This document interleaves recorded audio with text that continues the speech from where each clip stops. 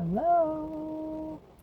The rain is back, and I got drenched, and I'm using my extra clothes here as towels. That's what's going on.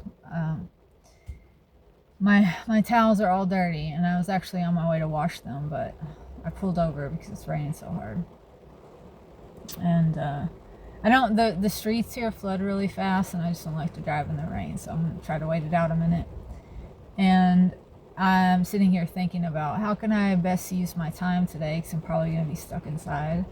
I'll probably end up reading and listening to podcasts, but really I could use the time to go online and renew my massage license, which I have to do every 2 years, and I have to have it done by September 2nd, so I think Tuesday.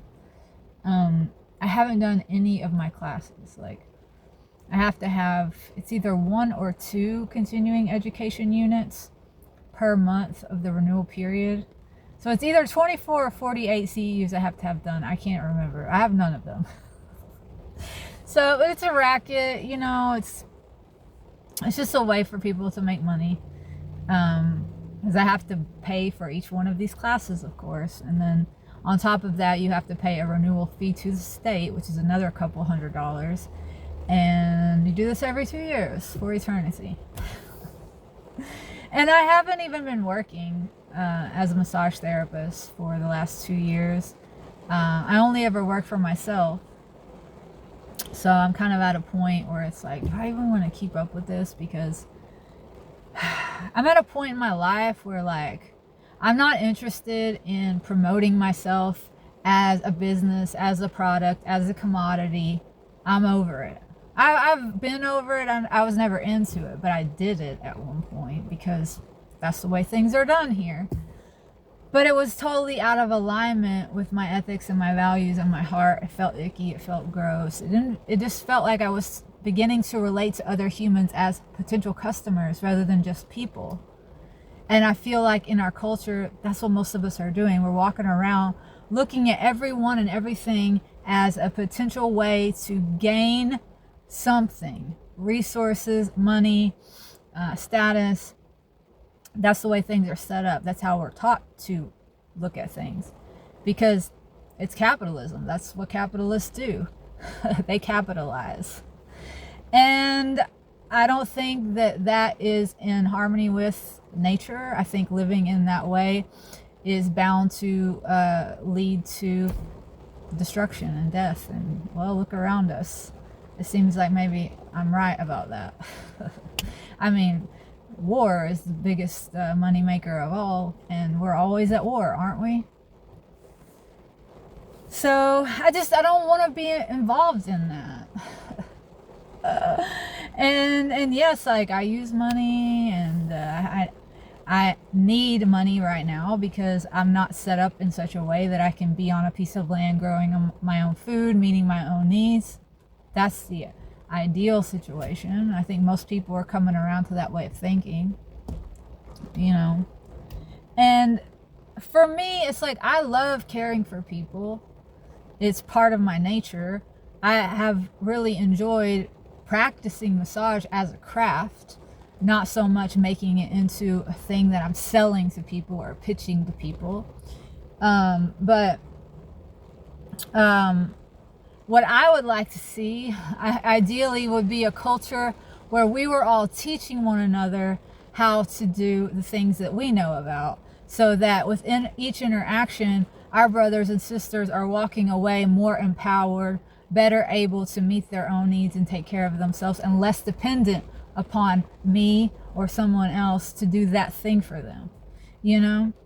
As things stand now, we have all been dumbed down, infantilized, made dependent upon a system, because if you don't know how to do something, you don't know how to meet your own needs, you have to pay someone else to have it done, right? And it's come so far that ultimately the options that we have insofar as who to go to for those services or goods is dwindling, so that pretty soon it's only going to be the government. And pretty soon there will be only one government. You see how this is going?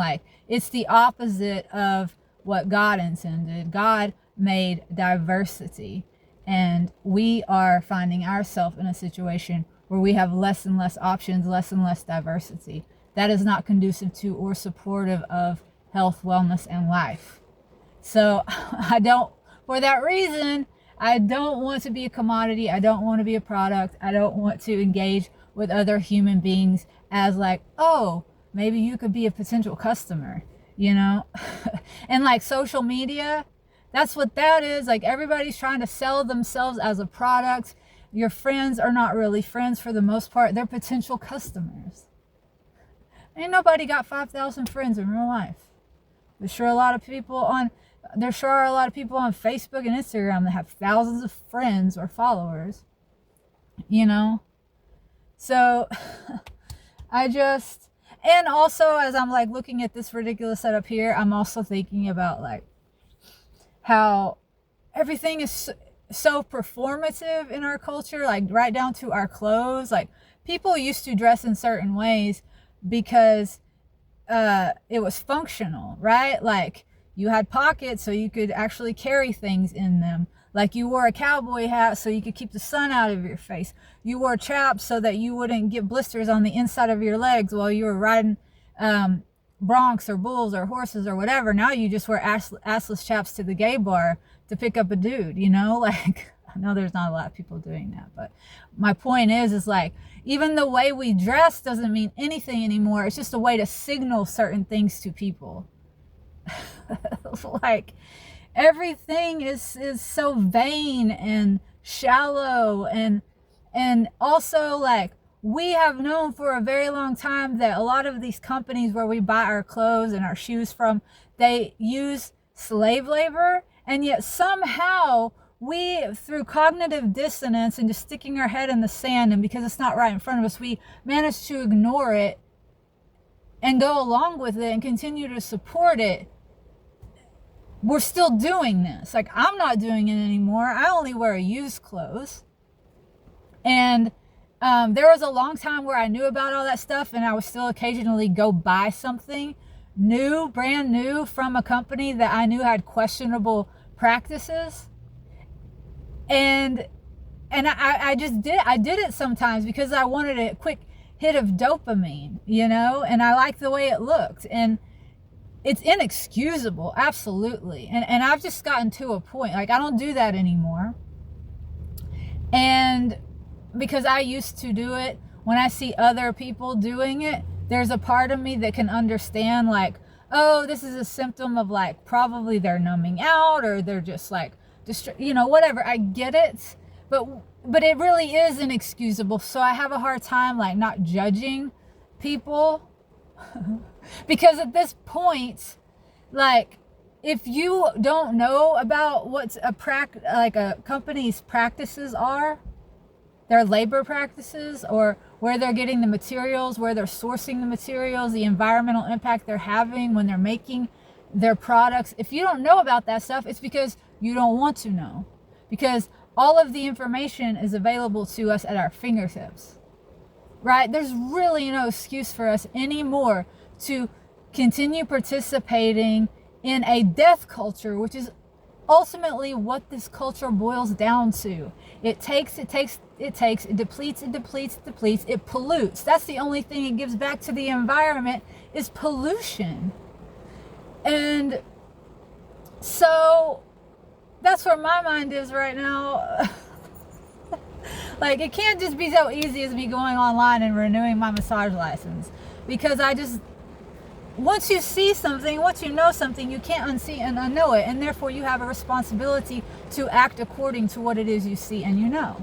You have no excuses anymore. I have no excuses. I looked into the damn abyss.